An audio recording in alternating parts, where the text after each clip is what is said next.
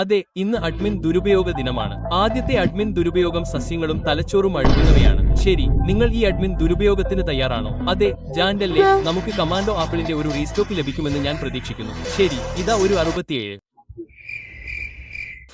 വീണ്ടും ജാൻഡല്ലേ, ഇപ്പോൾ രാവിലെ 700 ആയി. ഞങ്ങൾക്ക് നല്ലൊരു റീസ്റ്റോക്ക് തരൂ. എനിക്ക് വേണ്ട.